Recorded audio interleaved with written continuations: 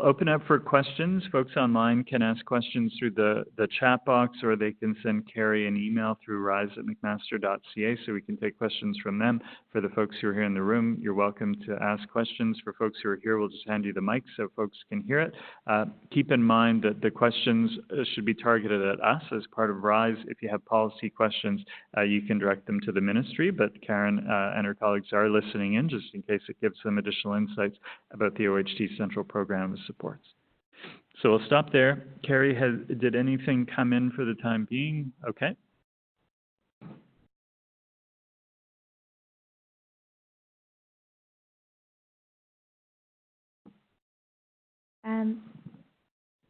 So we have one question that's two parts. The first part of the question is, what role can an individual play in supporting OHTs with their priority population? And the second part of the question is, are the chosen priority populations for each OHT made available so we know who we can help? Yeah, so great. Let me start with the second question, because we were talking during the last break about how helpful that would be. So the short answer is no, not currently. If you look on the ministry website, you'll see a listing of all the teams invited to full application with a contact, all the teams that are in development with a contact. What you won't see are any details about the team and what its current plans are. My hope would be that after the October 9th deadline, that certain types of information could be pulled out of those applications, and with the approval of the teams, that could be shared. We would anticipate there are going to be many, many teams that prioritize as one of perhaps 2 to 3 priority populations, adults living with mental health and substance use problems. It would be very helpful to know who those are, because they can learn from one another, but also those interested in supporting them would know who they could approach. So no current plans, but my hope would be that that would be something that teams would be willing to do. And if it turns out that that's not an appropriate role for the ministry, it's something that RISE could do. We could, in the community of practice, say anybody willing to share their priority populations with others, send them to us, then we'll do a quick thematic summary and identify the groups. So that's something that we can do through the community of practice. And then when it comes to what folks can do, if you're able to identify a priority population where you can bring expertise, I guess the first comment is, in a way, how I started, really important to know where these groups are in their process. And most of them have almost zero bandwidth for anything that isn't about getting this application done. So these people are continuing to run large complex organizations while they are planning for a transformation of care locally that involves a set of partnerships that are very new to them. So unless someone comes up to them and says, I have exactly something that would be useful to you for this particular domain in this section of the application, the response is likely to be, can you come back and see us sometime after October the 9th? But if you can come forward with very specific suggestions related to components of the application, that's likely going to be helpful. But even then, if you're not initially embraced, it doesn't mean that there isn't the appetite. It's just that they don't have the bandwidth at this particular time. And then when it comes to priority populations, as I mentioned before, population health management is a fundamental change to how we think about this stuff. And so if folks have experience with population segmentation, with then co-design that is evidence-based and that is highly attuned to those different population segments, that type of stuff would be helpful. And one thing that you could do to start building up a reputation as someone that adds value is contribute to the community of practice with insights about how you've seen it done or how you've contributed to being done in other places. And then over time, probably people are going to reach out to you and say, hey, I saw 3 postings. You're clearly thinking a lot about this. Would you be willing to have a conversation, come and have a meeting, and then that can open up a pathway to a partnership? So questions from our colleagues here? Yeah, Colin. Hi there, it's Colin Anderson. I'm with MindBeacon, and we've got a project that's in development or in discovery that's TAI-CBT, which is Therapist-Assisted Online CBT. Yeah. My question more generally is about elements that could address issues province-wide.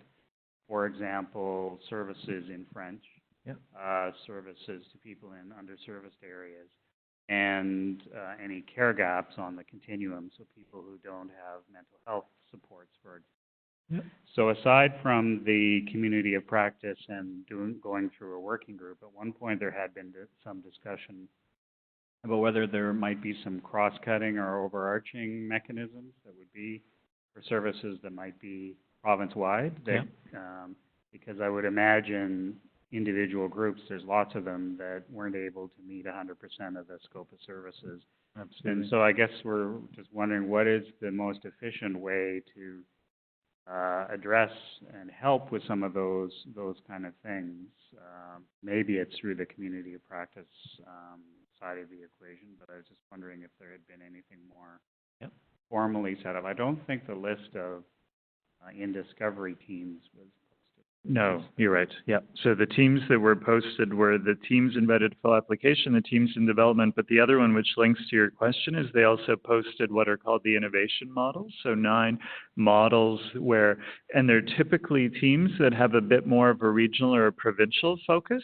And I think what the ministry is interested in doing is seeing how they navigate this exact space that you've talked about. So 3 of them are in the mental health and substance use space. And 2 of them are in the child health space, trying to figure out, okay, we're sitting here at CAMH as an example of one. We think we have something that has potential purchase across the entire health system. So they want to think through what would that model look like to inform the ministry and teams kind of planning about how, kind of these teams focused on attributed populations, how they intersect with these regional and provincial assets. So that would be the most obvious way in. But then the other thing is that Ontario Health is, presumably actively thinking about what that architecture will look like. So they brought in Cancer Care Ontario that has kind of a condition-specific focus. They've also created the Centre for Excellence. Heather, you would know the full name of it, Centre for Excellence in Mental Health Care. Mental health and addictions. So I think there are other conversations happening at the province level that would be highly relevant to you. We don't have a window into that world, but when we learn of things that enter the public domain, we would add it to the RISE website to inform the discussions. So absolutely the community of practice, but also connecting to those innovation models and keeping alert to things happening on that provincial landscape. Heather, mental health and substance use space, just like Colin. Do you have anything to add to those thoughts about that particular example? I think there's a lot of discussion about regional and provincial organizations, even outside of mental health, just from the conversations in Sudbury yesterday as well. So I know that this is something that folks are trying to sort through, and I think the innovative models will be helpful. But I also think that there will continue to be services that don't happen just within the Ontario Health teams, that are more provincial in nature, and that is the link to Ontario Health. So there's this, I think, for organizations that have provincial reach or are more regional, there's a concern that they're going to get sliced up in very small components right now, and I don't necessarily think that has to be the case. So there should be some conversations with those broader programs and organizations about how do our services now look in this Ontario Health Team environment, and maybe provide some insights and recommendations back to government and Ontario Health about that. So I think there's an opportunity to plan that other component of the system while we're doing the Ontario Health Team work. And obviously you want them to be connected, but I don't necessarily think we have to take everything that was more provincial, like Cancer Care Ontario, and then divide everything up into really small Ontario Health Team bites. Yeah, and in the digital health space, there's just huge economy of scale arguments for why you'd want to do it once well across the entire province. So that, Colin, would be another way in. The digital health playbook is going to come online this week. That will give you a lens in. And then that group, I would hope, the ministry and its digital health partners will be actively thinking about how do we take a provincial lens when there's a strong economy of scale argument for having assets that are available across the entire province. Do you want to choose the mic? we're actually involved as a partner in a full application and one that is in the innovative stream as well, and it's a chronic pain management. Right. So, and then we're our own, and it's easy to get spread Absolutely. pretty thin, No, pretty it's a fast. challenge. So we're Absolutely. sort of trying to look at ways to kind of rationalize some of that, For sure. that kind of stuff, because there are certainly opportunities. There are, absolutely, but I can see your point too. We were talking in the last session just about how hard it is to keep everything going while you're also exploring these other opportunities. And for folks like you, when there's no clear path, there's 5 paths that you could be working. It's hard to know what angle to pursue, but anyway, those are some things in the option set. Carrie, another question online? Perfect segue, actually. In your observations so far, how are OHT teams who have moved to full application resourcing this effort? You list suggested working groups in one of your briefs, but it would be good to get a sense of the magnitude of the person power that is required to mobilize on the full application. Yeah, it's a good question. So we don't have, at this point, systematic data on how they're approaching it. We have windows onto teams, select teams. Some of them have most of the ones that we're aware of have a very small secretariat, a small number of staff, could be 1 person, sometimes it's grown to 3 people that are handling the coordination.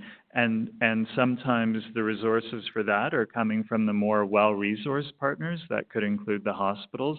It's hard for the hospitals, like everybody else, while they might have a big budget, they also have a huge number of deliverables and other things they need to keep spending money on. But there's often a core group that is able to really devote its attention to this, and then they're using a variety of mechanisms to bring in other groups. So the working groups model is a way of engaging kind of an activated group of very keen volunteers, and you can specifically pull them in based on complementary types of expertise. Many teams are finding that there's a huge appetite for contributing, and as long as the engagement is very targeted and well run, there's a real sense of satisfaction from having kind of donated the time. So we've seen a lot of those working groups functioning incredibly well. We've not seen to date teams that have a huge paid staff that are working on this, partly because of the financial constraint, partly that they're trying to keep the plane flying while they're trying to build something new, but also just the fact that the expertise is often so distributed that it doesn't make sense to duplicate that. You just want to find efficient mechanisms to bring people together, and they're using that small contingent of paid staff for that coordination role. Other questions? Yeah. Hi there. So it's Carl with the Alzheimer's Society of Ontario. Yeah. Just going back a few slides, you mentioned that some of the experts that we might want to bring in are people who have lived experience. Yeah. And I'm wondering if you could speak a bit more to that. So, for example, we have people living with dementia and care partners who are very eager to share their stories, but might not have the connections that people in this room and on this webinar enjoy. So how would they be able to connect to leaders in this health transformation? Absolutely. So, the easiest way in that we have for the time being is to think about joining the RISE community of practice if they're willing to self-identify and join that community and start to talk about the types of things that they can provide.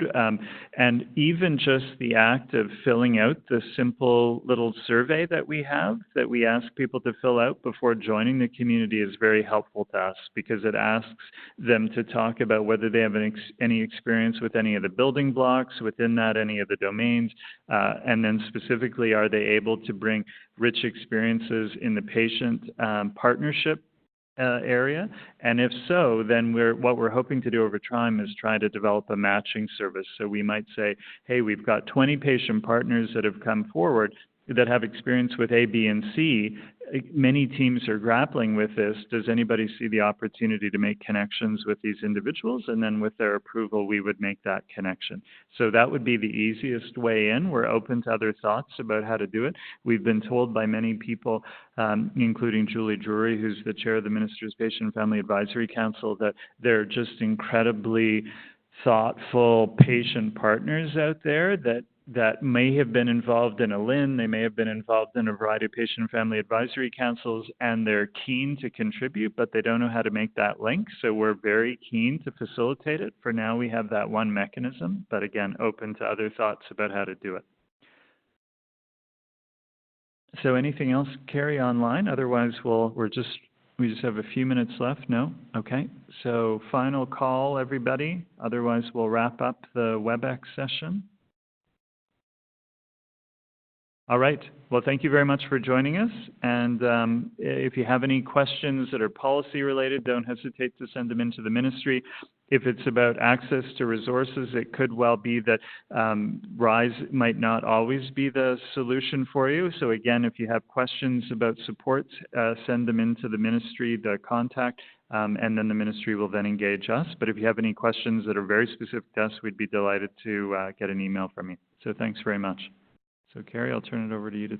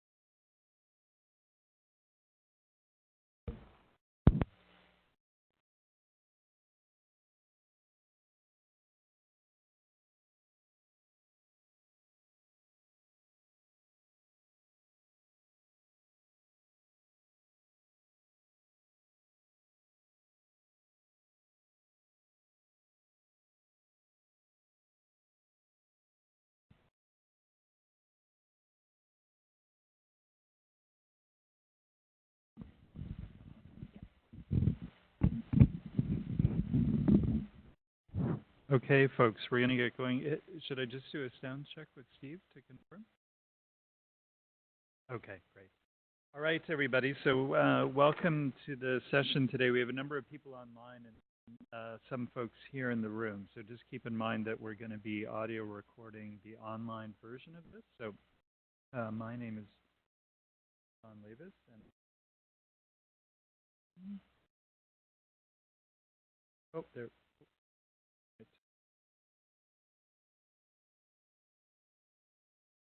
There we go.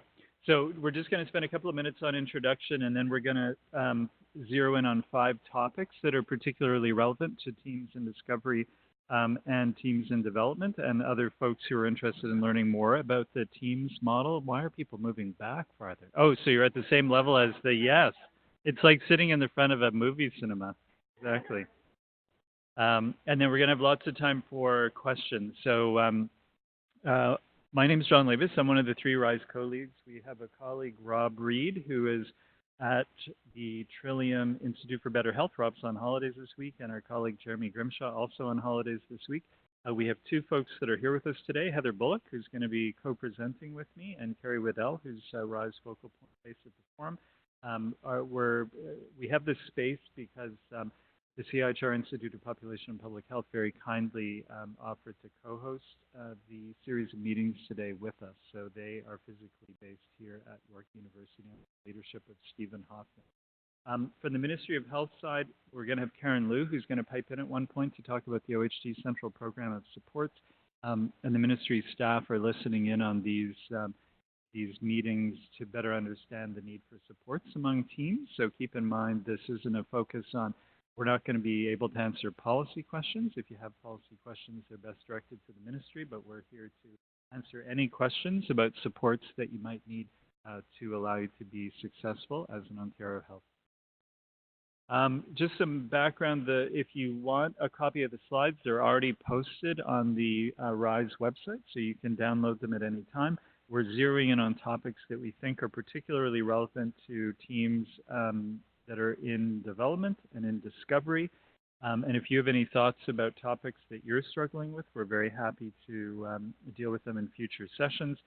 If you have questions or comments as we go, I'm just going to go rapid fire through slides related to some of the key issues that we think are relevant, but then there's a lot of time for Q&A. So if you have questions, comments, things you'd like to raise, please keep a running list of them.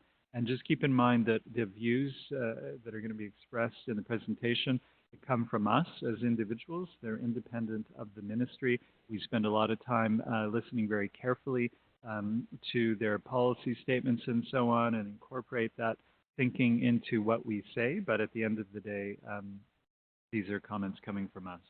So the first area that we're going to talk about is kind of OHT's 101, so the language of OHT building blocks, and I'll explain how that links to language you might have seen before.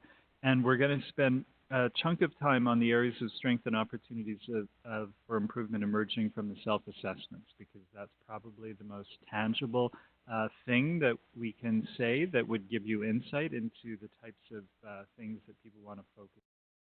As with all of the quick snapper presentations, there's usually a RISE brief. In this case, it's RISE brief 1 that you can read to get more information. So if you're at the stage of being a team in development and probably a team in discovery, you're probably very aware of what an exciting transformation this is in Ontario. Teams are a fundamentally new way of organizing and delivering care. It involves providers from a range of sectors. To get through to be invited to full application, you had to at least have folks from home and community care, from primary care, and from acute or hospital care. Teams then need to get those individuals working together in a coordinated way, and their focus has to be the quadruple. So that means improving care experiences and health outcomes while keeping per capita costs manageable and with positive provider experience. So not unlike accountable care organizations in the United States, teams are going to be clinically and fiscally accountable for delivering a full and coordinated continuum of care to a defined population. It's a very different way of thinking than we're used to in this province. Our sense is this is probably the biggest transformation our system's ever seen. If there is anything that's comparable, it would have been the introduction of hospital insurance in the 50s and medical care insurance. None of us know how to do all the pieces and what teams are being asked to do. We're all going to be learning from each other as we go. And as you try things, sometimes you're going to get traction. Other times you might fail. And we need to learn from those experiences.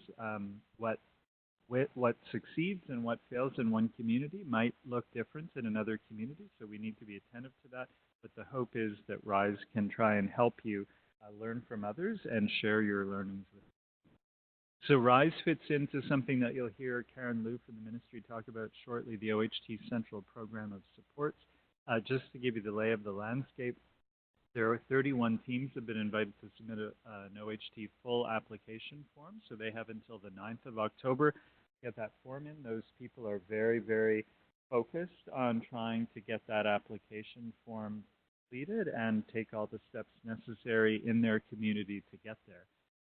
Teams that are in development have more breathing space, but we would strongly encourage you not to lose momentum. But if you're on a team that's in development, keep going. But I will talk about how data that the teams invited to full application are getting this week might lead they or you to start to broaden conversations to include other teams in adjacent areas. There are additional teams in discovery. The number of those and their identity haven't been shared publicly. So what's in the public domain are the 31 teams going to full application and the 41 teams that are in development. If you haven't seen this interactive map from the Ontario Medical Association, it's sitting on their website. We provide a link to it from the RISE website. We find it hugely helpful to be able to zero in on different parts of the province and see teams that have been invited to full application. Those are in green. Teams that are in development, those are in red. Red doesn't mean here stop.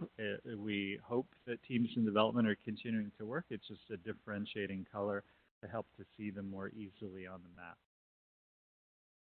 If you, most of you, at least based on the registration data we have, are a team in development or in discovery, so that means you filled out a self-assessment form, so you'll know that the ministry in its guidance document talked about 8 readiness criteria.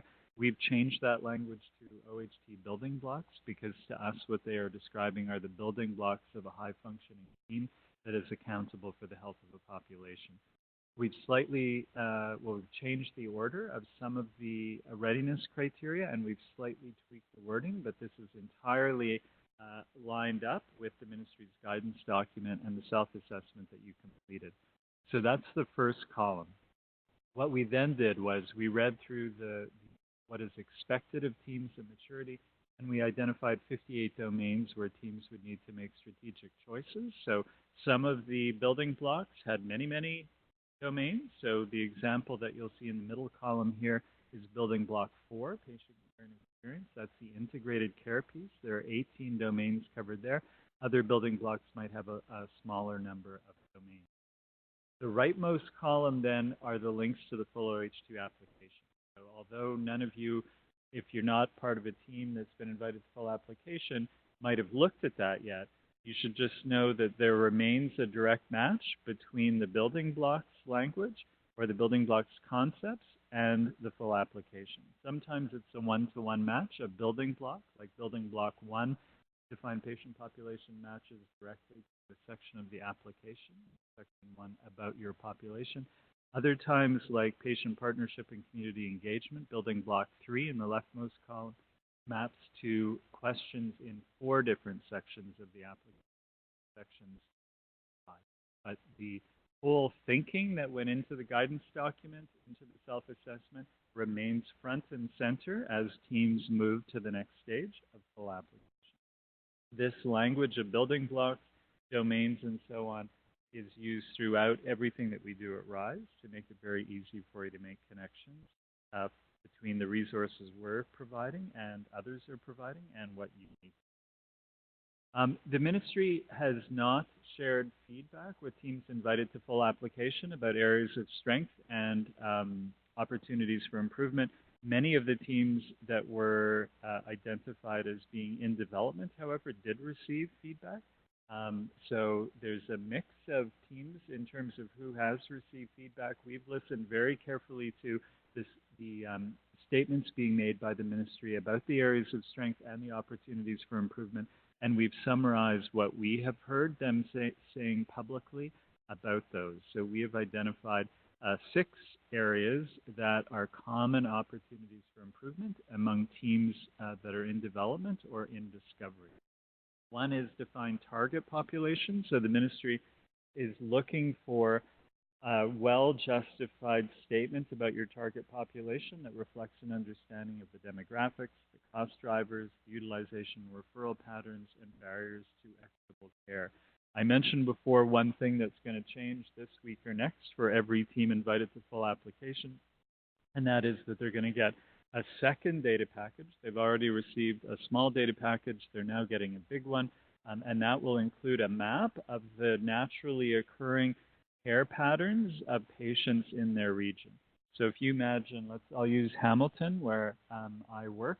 Hamilton initially put in a proposal to focus on residents of the City of Toronto. This week or next, it will receive data about the care usage of people in that general area, and it might suddenly find that there are people in adjacent communities, like let's say Burlington, that seek primary care in Hamilton, so they have been attributed to the Hamilton population. There might be people who live in Hamilton but who work in Toronto, and they obtain primary care through a Toronto-based primary care physician, so they will be attributed to Toronto.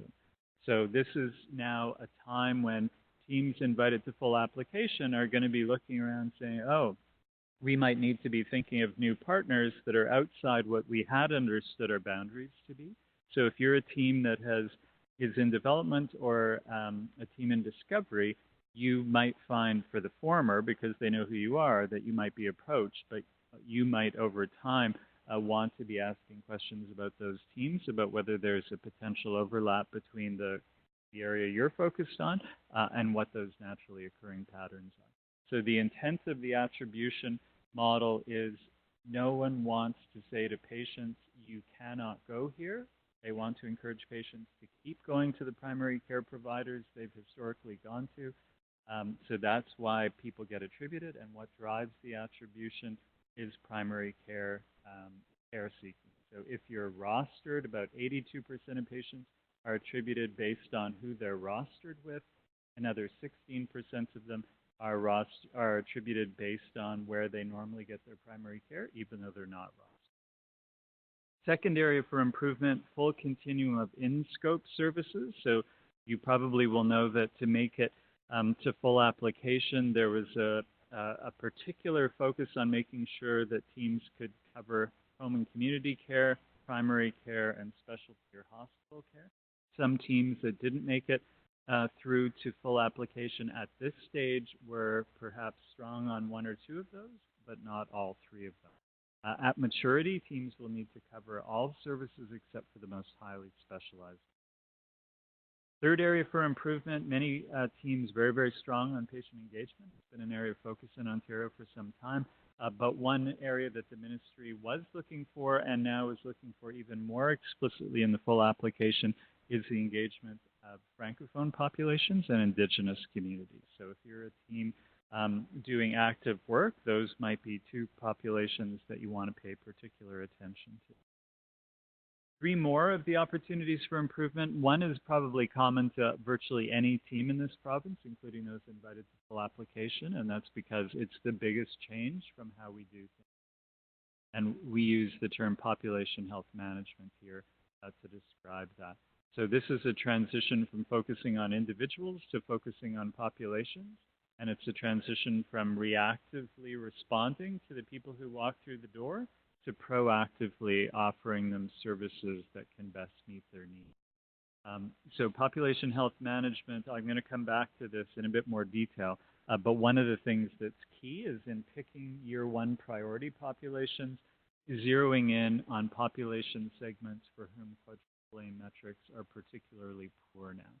So if you use the example of a team that says we want to focus on older adults who have multiple chronic conditions, that was one of their year 1 priority populations. They can then segment that into maybe some of them are homeless or marginally housed, some are socially isolated, some have each of those groups will have some unique needs and barriers to accessing care. So that's a population segment that will then proactively offer services to better meet them. Digital health enhancements is another area where a lot of groups propose exciting ideas, but there's a lot of expectation that along with this transition to Ontario Health Teams, we'll take Ontario in the digital health space from where we are, which is pretty far behind most other health systems around the world, to a very high level of use of digital health as part of providing care. The sixth and final opportunity for improvement has to do with leadership, accountability, and governance. Teams that are in discovery and development often haven't fully worked out their leadership infrastructure. How have they decided which partners are sitting around the table and how decisions get made? But once you get to full application, teams often have that sorted out, but are now starting to take steps towards what we call collaborative governance. And I'm going to come back and talk about that one. Similarly, primary care capacity and partnerships, I mentioned many teams did not clearly have a plan for systematically adding primary care providers over time, helping primary care providers understand the potential benefits to their patients and so on. And that's partly about the primary care, the engagement of primary care leaders, which I'm going to come back. So depending on where you are, a team in development, you might have received feedback. Teams in discovery wouldn't have, but these are some cross-cutting areas of feedback that might be helpful to you in planning next steps. So now I'm going to move to the second agenda item, defining a population and in-scope services. So I'm just going to repeat some of the same points and just amplify them a bit about the critical importance of this target population. So I think many of us interpreted some of the original communications as suggesting we were going to focus on geographic population. So go back to that example of Hamilton, a city. What we now understand is that it's very important to pay attention to how patients currently seek care, especially primary care, and to think about that as your target population. So that referral and utilization pattern data is coming to the teams invited to full application this week. So some of the things that they'll need to think about is optimizing the match between their original geographic focus and the map that captures utilization patterns under their extended population. Then our advice would be start with the biggest and most relevant groups in efforts to move the needle for that priority population. So I mentioned before that many people in Ontario are attributed based on having been rostered to a primary care physician. On average, that's true for 82% of Ontario. That's the easiest group for teams to begin with. You know who the patients are, they're rostered with your primary care providers, so it's a logical group to work with. It will be harder for you initially to identify the groups who happen to come in and seek care, let's say in a walk-in clinic or some other setting in your community, but they might not live there. So the rostered primary care patients are perhaps the easiest place to think about where to start. Another comment here, moving on to in-scope services. It's just another way of saying a point that I raised before. Primary care providers are absolutely key to Ontario health. So it's essential not just that you've got home and community care in scope, not just that you have your hospital care in scope, but you need to be bringing in the primary care providers to ensure that you can provide that full spectrum, that full continuum of those priority services in year one, recognizing in future years you can expand to other types of in-scope services. So now I'm going to move on in the rapid presentations to population health management. This is the one that I referred to before as being the biggest departure from where we are now in Ontario to where we hope teams will take us. This links to RISE Briefs 6, 8, and 9. All three of those briefs have a two-page summary sheet. If you're new to population health management, you could start with that summary sheet. If you've read all the briefs and want to hand something out to some of your community partners, that two-pager might be helpful. So population health management, I've touched on some of this already. I've touched on the segmentation. So go back to my example of the older adults with concurrent several chronic health conditions. You could segment them into folks for whom housing is a problem, folks for whom social isolation is a problem, folks for whom mental health and substance use is a problem. And the key here is understanding those groups' needs and their barriers to accessing. Once you understand those groups well, then you can move on to co-design with patients, families, and caregivers. Many of you will have experience with the last of the bullets under co-design, which are the care pathways. So if you've had any exposure to bundled care pilots in the province, for example, you'll be used to the idea that if someone's admitted with a flare-up of congestive heart failure, we can help them transition from the hospital admission back out to the community with home and community care services and with primary care engagement. What's different is the inreach and outreach, which we do relatively little of in Ontario. Inreach is when people come into the system for care, they come into an organization for services, we proactively offer them health promotion, disease prevention, and other services that can help them better live with their condition or prevent illness. That's the inreach piece. The outreach is reaching out to those who we have not had contact with and trying to pull them back into the system. In the early days, depending on who they are, the priority might be housing and social services long before we start to re-engage them with healthcare services. So the co-design ideally would tackle all three of those types of services. The third is the piece that some groups start with, but for many reasons, it's best left to the end. The first piece is understand your population segments, often using data. Second piece is co-design, often using research evidence. And then the last piece is to say which partners in the team are best positioned to deliver the service. And once people realize that I've always delivered A, B, and C to this population, but I now realize that I could be delivering A, B, C, D, E, F, the in-reach and outreach services, to the same or a slightly different population, it's less anxiety-provoking because there's often still a very important space for them at the table. If you start with the risk that they're going to have services pulled away, it's going to be a more challenging conversation. So population segmentation first, co-design second, and then deciding which partners deliver which services steps. So this image is about thinking about we have a distribution of health right now, and we're trying to shift it to a more healthy population over time. Curve one is what we do relatively well right now. People walk in the door of our organizations and we respond with services. But curve two is what I'm talking about with in-reach and outreach. So it's proactively reaching people to better provide them with the services.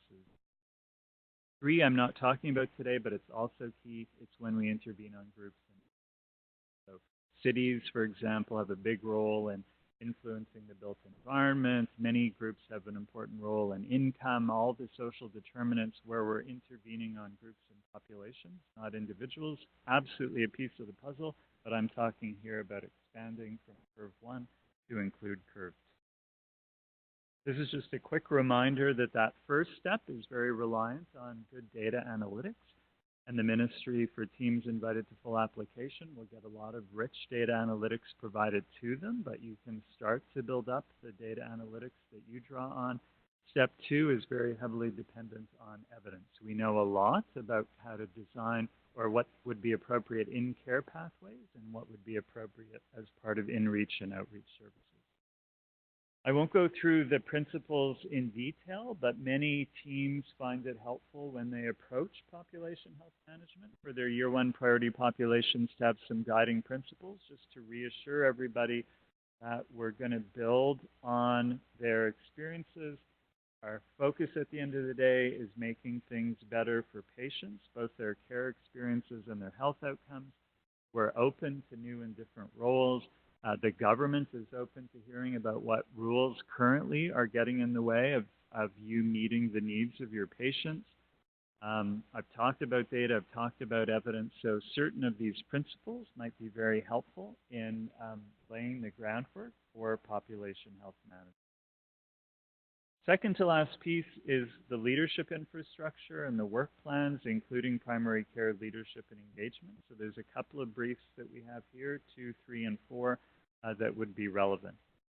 So leadership infrastructure and work plans, I've alluded to this before, teams that are in discovery and some teams in development, our understanding is hadn't fully worked out their leadership infrastructure yet. How are teams working together to make decisions that really start to put in place the building blocks and allow them to start to move the needle for their year one priority population?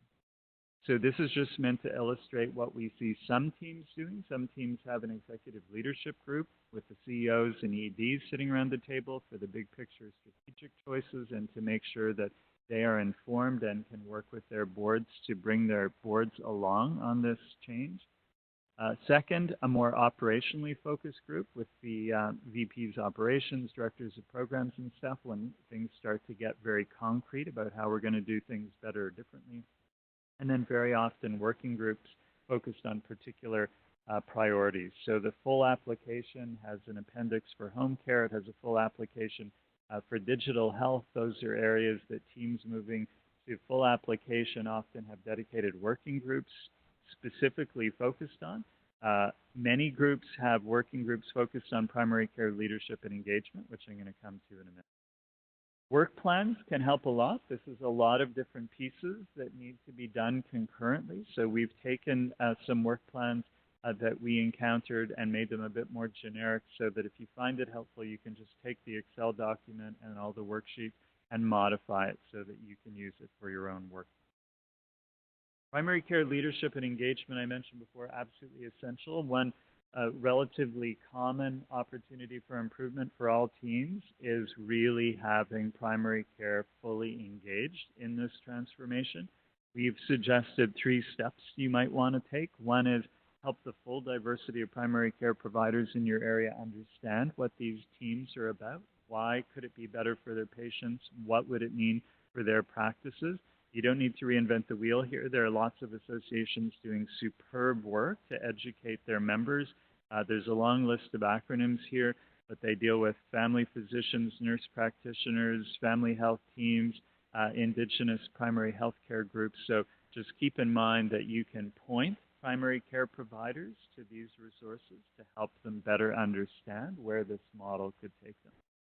Second, support primary care providers to become leaders in their team. We know of 3 groups that are out there trying to support primary care leaders, and sometimes it's about connecting them with one another so they can share experiences with one another. That would be the OMA's connection service. Other times they're about helping them develop the capacity or learn from each other. So the OCFP has their leadership network, and they with AFTO have a primary care virtual. But the key thing is working with those leaders to encourage the active participation of as many primary care providers as possible. So this is absolutely key for Ontario Health teams to have robust primary care provider engagement in the teams, and these leaders can be key. And as we've put in blue here, one of the essential pieces are the trusted relationships with docs. If you rush this, you can easily burn bridges. If you work with local leaders and do it in a very systematic, honest way and really focus on building trusted relationships, you can probably get very far. Collaborative governance, probably less relevant for teams in development and in discovery. I tell you about it more for future reference. You'll see the definition in the first bullet. I won't read it out loud. And you'll see 3 steps that we think can be helpful for teams once you've got the leadership infrastructure and you're really starting to make progress. But I'll just come back to that final bullet. Same 2 words are highlighted as on the previous slide, trusted relationships. So Ontario Health teams bring together big hospitals, little community organizations, primary care providers, hugely diverse groups that often have had very fraught relationships. And so focusing initially on trying to create trusting relationships among those groups is going to be key. I would worry less about where are we going to be in the long run with the model, but we know that the end state's still going to have multiple independent boards, but there has to be some mechanism for them to make decisions together. But you don't need to decide that now. That's in the future. What matters now is you have the trust among yourselves to make decisions. So finally, on to the OHT Central Program of Support. So I'm just going to turn it over to our colleague at the Ministry, Karen Liu, who's the team lead for the OHT program, to briefly describe that central program. So over to you, Karen. Hi, everyone. Thank you, John. I hope everybody can hear me and it's not too echoey. I'm getting a little message here, so hopefully the sound's okay. On behalf of the Ministry, I'm delighted to be joining you at this RISE regional session with teams in development, in discovery, and others who have yet to place themselves on the Ontario Health Team's readiness path. I thank you for your participation and engagement today, and we look forward to hearing from you about what supports you'll need to be able to successfully implement the Ontario Health Team's model. So before I provide just some brief remarks on the central program of supports that the Ministry is building to help teams, I want to take this opportunity to acknowledge and recognize the expertise that we have here in John and the RISE team, and to thank them for creating RISE, which is a dedicated resource for Ontario Health Teams and truly an anchor resource in the central program of supports. More importantly, we're here today to hear from you about what you need in order to be successful as we continue to build the program of supports and improve what we offer. So on to the slide now. The Ministry has heard from experts and stakeholders and providers on what it would take to implement the Ontario Health Team model. And through these discussions, we've identified a number of key principles that will be at the foundation of the central program of supports we're building to help teams improve their readiness to implement the Ontario Health Team model wherever they are in the readiness assessment process. So to begin, the supports program is grounded in the Ontario Health Team model. These supports will focus on helping teams to acquire the knowledge and build the competencies that are aligned with the components of the Ontario Health Team model as set out in the Ontario Health Team's guidance document.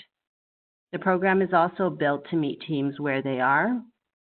So each team, whether you're in full application, you're in development, you're in discovery, you'll have different strengths and challenges.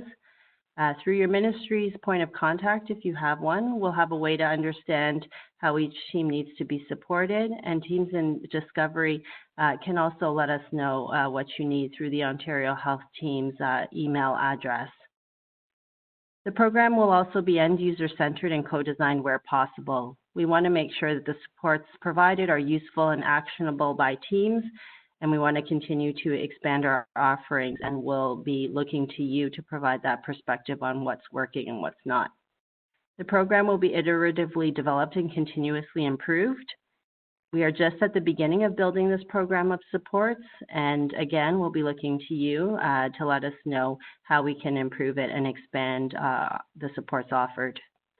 The program will also feature a mix of general and customized supports to teams.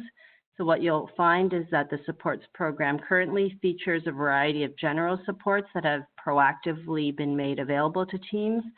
But as you progress in implementation and maturity, the supports you'll need will become more specific. And through the central program of supports, we want to be able to offer both general and tailored supports, working with a number of partners to provide this. The supports program will also be built with a number of core delivery principles. So the first is that we'll want to deliver this program through a coordinated mechanism within the Ministry. There are many partners who are needed to successfully deliver this program, and the Ministry's role here will be to coordinate these collective efforts to make sure that each partner is delivering the type of support that they are best suited to, and to facilitate a team's access to the supports that they need. The program will also be delivered by partners with expertise and experience in a defined area of support, working within a collaborative network.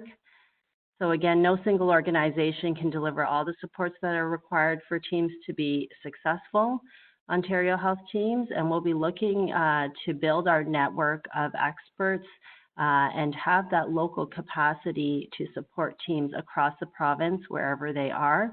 and to make sure there's equitable access by teams to supports and that they can get these supports at no cost. Finally, the supports delivered will be made available through various modalities. These can be information, guidance, tools, checklists, webinars, communities of practice. Again, we want to hear from teams about how you want to receive support and how it can best work for you. And with that, I'll turn it back over to the RISE team.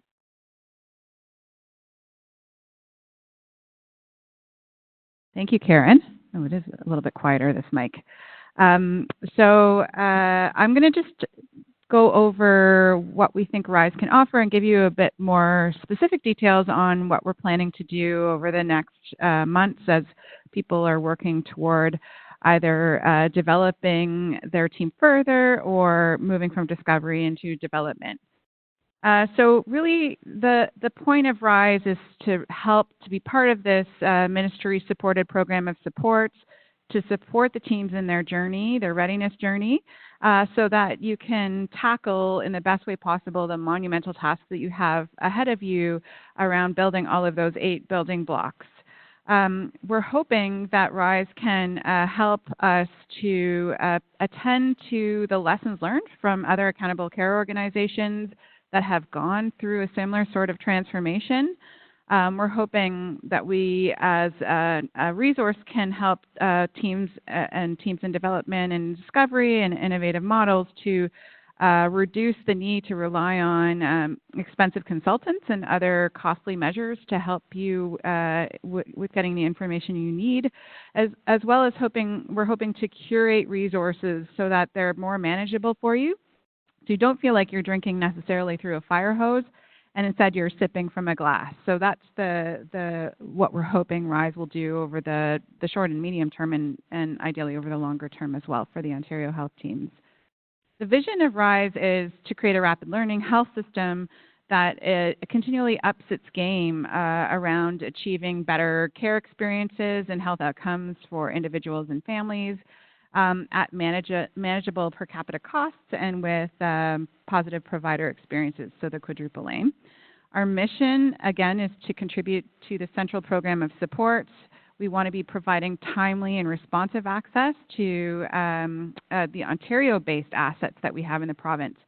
There are lots of assets here, both researchers, but also system leaders, patient and family leaders, as well as others who have a ton of expertise to offer. And so we want to be a resource to connect those key leaders with the teams in a timely and responsive way as they're going through their planning journey. And we're hoping that this increases the equitable access to support, so that if you're in the north and you're not close to a particular university, that you're not disadvantaged in the process, that you have whatever best knowledge is available in the province and elsewhere, if there isn't any in the province, to help you create the best health team possible. And we're hoping that this RISE also can contribute expertise, and there are equitable opportunities for people who are in the province with those types of expertise to feed in. So, if you don't happen to be at one of the 3 organizations that are co-leading RISE, that we plan to build a broader network of RISE collaborators and team members that doesn't matter where they are, whether they're at a university or currently within a LIN context or elsewhere in the system, that they also have equal ability to feed in. So our objectives are to develop packages of support. We're also trying to iteratively improve those over time. So that nothing that we have there is static. If you read one of our briefs and you have another resource to contribute, another reference, or you think we've got something wrong, please bring it to our attention. There are dates on each of the RISE briefs as an example, and we'll be updating those over time as more information is available and evidence is available. We're hosting regional sessions like today, and we'll be recording them, as you know. We have a series of 6 weekly webinars on key challenge areas that we will launch after the last regional session. And we're going to be, as much as possible, hosting activities and developing products that can support you in your journey. And we want to be as responsive as possible to the conversations that are taking place and the needs that stakeholders are identifying. Also, we want to build and engage a community of practice of Ontario Health teams that are along the readiness path. So that is, you can access that community of practice online, but we will be also offering in-person opportunities for people to engage one another as well. But certainly we want you to participate if you are in a team in development and you have a question or you have something to offer. If you've sorted something out early, we encourage you to register to the community of practice and to share. It's a way for you to connect virtually with other teams, regardless of where they are on the readiness continuum. We're also building a RISE community of practice, and those are those key stakeholders and assets, so folks who have expertise that they can offer the teams. So it's not the teams themselves, it's people that are in academic institutions, it's those patient leaders. So we've got these two communities of practice that are both going to be there to support you on your readiness journey and building those health teams. We are maintaining a website both in English and in French, and we'll have a monthly e-newsletter. All of our products will be available in French as well. It might not be quite simultaneously as our English products, but within a few days we're hoping to have those French products and tools available. And we also have someone linked to our team who is Francophone, and so you know, we do have the ability to field questions and have full engagements in French. I thought that was me and my morning alarm. So we've got 4 types of resources. We've got RISE resources, like the briefs that we mentioned. We have resources prepared by other partners, resources prepared by the ministry, and systematic reviews and economic evaluations on topics that are going to be available to you. If you go to our Access Resources section of our website, you have 2 options. The first is Key Resources, and here you can see what's currently available on our Key Resources webpage. So we've got RISE briefs related to the big picture of Ontario health teams. John's mentioned a few of those. RISE briefs addressing key challenges, and I'll draw your attention to that population health management, the data analytics and evidence sources briefs that are really important, especially for teams in development, to kind of grasp that concept so that you can start building this and not having to reverse engineer later, not taking enough of a population health management approach. There are some RISE briefs that provide background and RISE briefs about specific building blocks or domains. There's some rapid syntheses that we've conducted, so they're a little bit more detail around specific topics, and some briefs that are under consideration. And we're looking to you to tell us what you want RISE briefs on as well. So we want to be responsive. We want to develop products and tools that are helpful for you.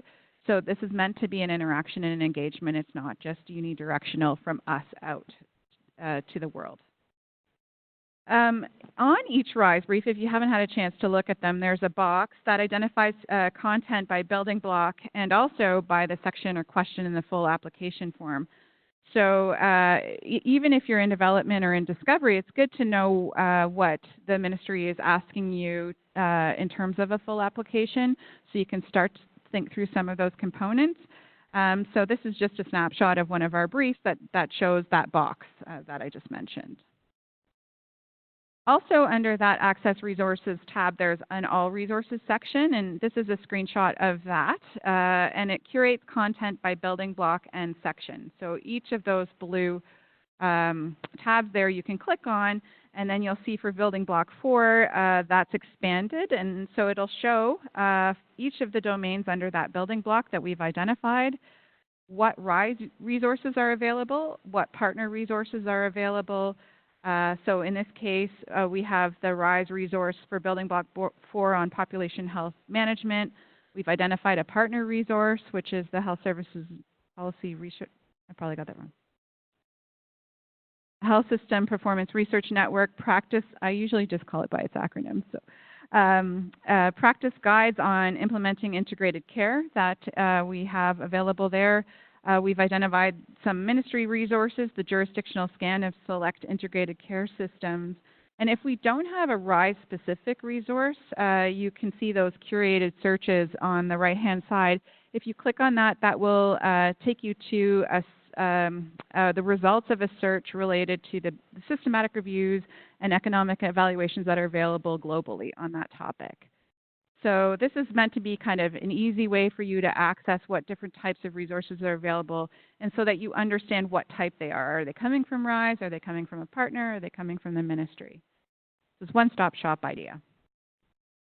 So what we're hoping you'll do is read the RISE briefs. That'll help you learn more about the Ontario Health Teams, address specific areas of feedback you received, to continue on the Ontario Health Team readiness path by planning for how you will design the 8 building blocks and in ways that accommodate new partnerships if that's what's been asked of you, or to build more trust within the partnerships that you've already identified, and harness these building blocks to achieve specific targets related to care experiences and health outcomes for year 1 priority populations. We're also hoping that you'll join events profiled on the RISE website, including our upcoming webinars, which are listed right here. So what we're planning to do is to have some lunchtime webinars focused on topics that teams have been focused on, struggling with, really interested to learn more about. So that's the list of dates that we've identified, and the specific topics will be coming to you soon as we're done these in-person and web-based sessions, so that we really understand from you what you're interested in hearing more about over the short term. And please register for all of these, but if you can't make it, there will be recordings. So that's it for that component of what RISE has to offer. And now we've got some time for questions and answers. Hopefully some folks will have some questions in the room, but if you are online, you can also type your question in if you're using the web-based application. If you're on the phone, you can email us at RISE. rise@mcmaster.ca. Never had to use that before. And so you've got lots of opportunities to ask us questions and hopefully hear more. Great. So we have 2 questions coming in from online. The first is the ministry using its own population estimates, and is it considering the significant underreporting in the census of Indigenous populations in some areas? I'm not sure what the distributed population that is going to be provided to applications based on existing utilization and rural patterns. So I don't know that the actual census counts appear there. What appears there are, if you are rostered to a primary care physician, then you would be attributed to that population. If you are not rostered, but you seek care from a primary care physician, if you receive them multiple, you then attributed to that group.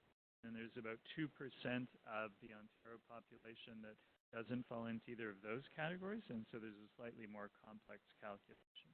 With Indigenous peoples in particular, I'm not sure how, depending on where they receive primary care, they would be treated in that attribution model, but that's an excellent question to write to the ministry about. They have a data team that would be able to provide an immediate response. So I'm not involved in those data calculations, but I know that an email into that group would elicit a very quick response. Great. The second question is, when looking at a specialty hospital, is it looking at partnering with hospitals or a specialty tertiary care hospital?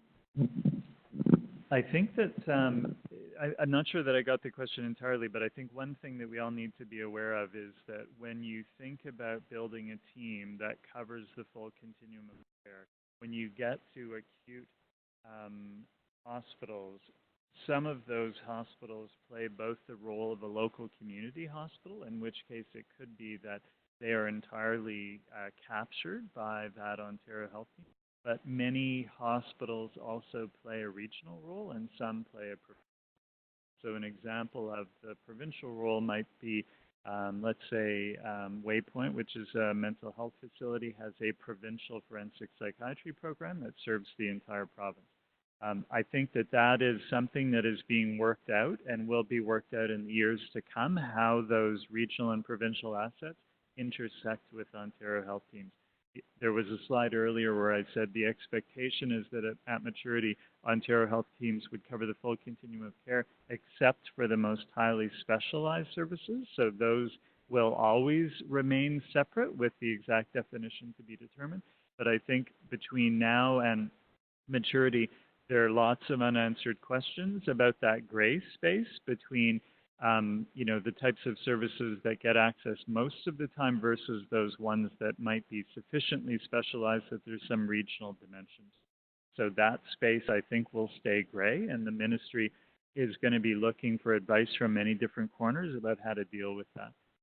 And there was one other point that I was going to make, which has to do with the innovative models. So I mentioned that there are 31 teams going to full application, 41 that are in development, a number that are in discovery. There's also a small number of innovation models, and those are often groups that provide that more regional and provincial focus. So 3 of them are in the mental health and substance use space, for example. One is the Centre for Addiction and Mental Health in Toronto that has the potential to provide a regional, if not a provincial focus in the area that they're focused on. 2 of the other examples are children's hospitals that provide a regional, sometimes a provincial focus. So the innovative models is one of the ways that the ministry is trying to understand how do we have these regional and provincial assets intersect with these fundamentally local assets. So you don't need to solve all of this now. The big focus is what makes sense for your team with these services that are more inherently local. And there will be many, many future conversations about the regional and provincial assets. Are you going to add something? I wasn't, but I would just say that when you're thinking about care pathways, you might want to think about at what point do you need to step people up to those tertiary or more specialized services. So you might still be identifying the need for them, but you're not planning for them locally. Yes. Yeah. Can you just hold on one sec till we get a microphone up to you? This is where I get my workout. Just a quick question on, being a very small applicant. We got put in discovery. The letter did highlight a few points of what they needed us to work on.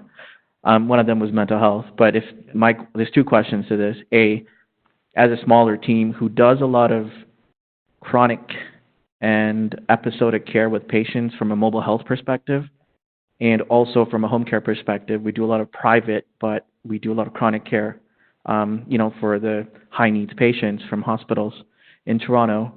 How do we start engaging these hospitals from a larger scale? Because that's the part that to me, it seems missing out on. And I guess my second question was around, A, was partnering with the hospitals, and B was, I'll come back to it if I remember. Sorry, just lost my train of thought. But if you can address that, that'd be great. For sure. So, I guess, so with the hospitals, so keep in mind that, teams are going to have multiple parts. One, or vast majority would.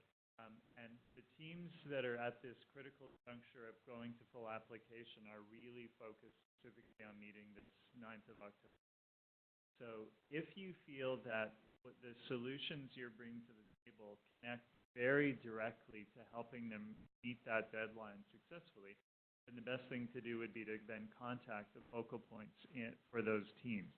Chances are, for most people in your position, now is not the right time. Wait until they get through the application process. One of the things that came up earlier in the day was that wouldn't it be fantastic if once the teams have submitted their full application, if they were willing to share their priority population, so the areas that they're focusing on, that would allow folks like you and many others to say, oh, you're working in the mental health and substance use space. We have some ideas for how you can better meet the needs of people living with those conditions, and then start to make those connections. And then there are the innovative models as well that are using kind of that cross-cutting approach. So if I were you, I would be kind of tactical about when to approach people. My sense is teams in full development, unless you're going to be able to help them with particular parts of the application, probably don't add. But after that, there's going to be many opportunities. And I'm talking right now about Ontario Health Teams, but then there are also these other conversations that are happening at the provincial level with the Centre of Excellence in Mental Health and Addictions, where they're going to be thinking through province-wide approaches. So there's other ways in for you, and I think my general advice is keep an eye on the broader ecosystem and then time your approach very specifically to their needs at that particular. Heather, you might have some additional comments on this. Want to add anything? No, I think the teams that have the deadline of October 9th are, as John's mentioning, probably fairly focused and slightly overwhelmed with the tasks that they need to get done. The teams in development might have a little bit more runway. So if you wanted to start somewhere, maybe there are some teams in development that might be a place to approach because they have the ability to integrate you and your organizations into their planning. Would you say, do you mind if I just back by, is the types of solutions that you're bringing to the table, are they inherently local, or could you imagine a model where they end up being conceived of as regional or provincial assets that individual teams then use locally?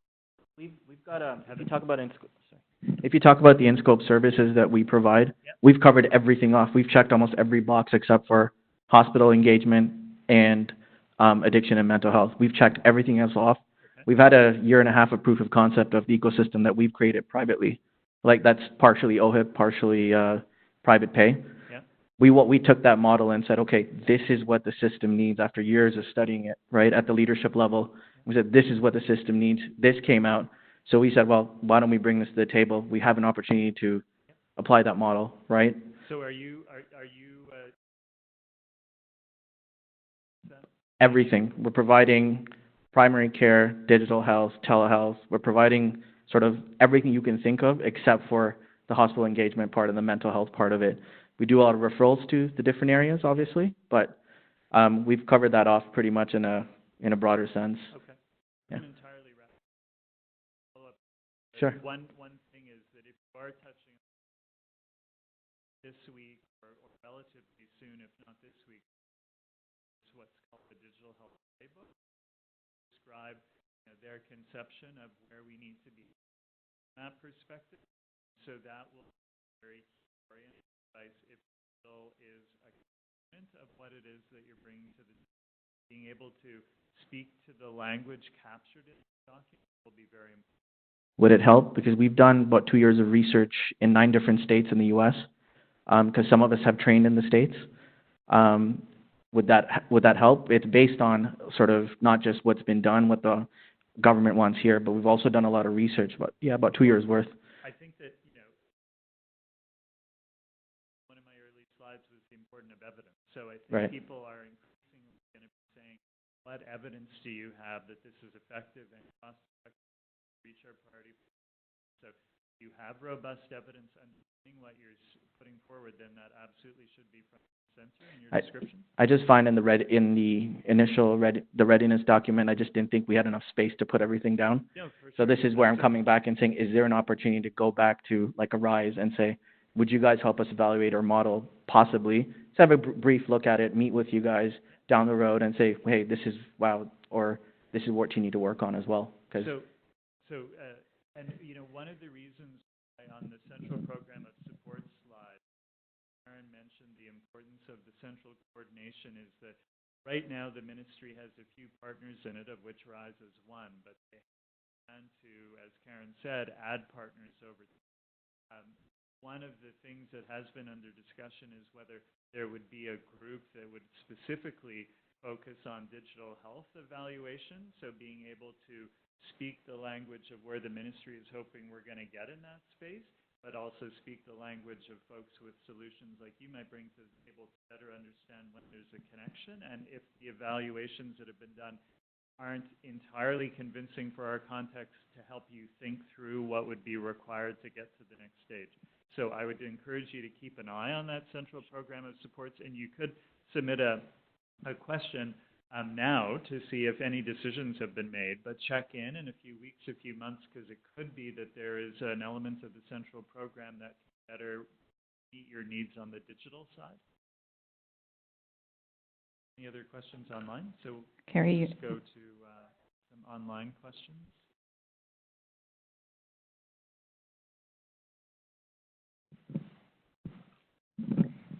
So one question that came in online was, do we know if the ministry is looking at a partner being a part of more than one OHT?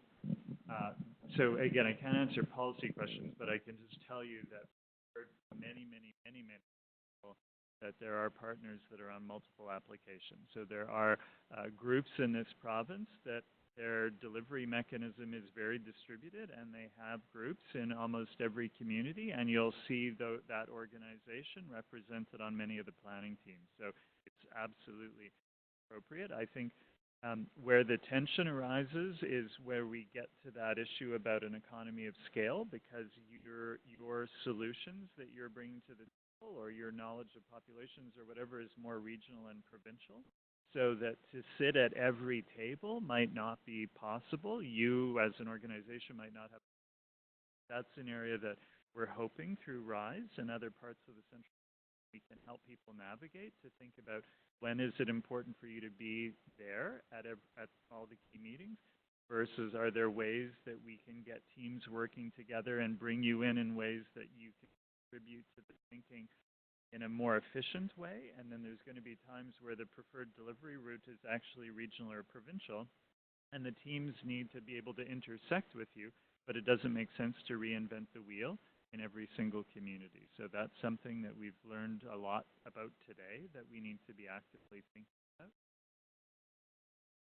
Other questions from folks in the room?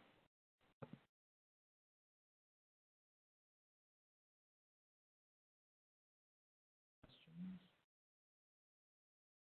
So we'll just give you a few more minutes. I always say to students, we're in the lecture hall, say it again, comfortable with silence, so I'll wait you out. See if you have any questions. Otherwise, we'll wrap up a WebEx session and always speak to you individually. If you're here in person, it's always better to ask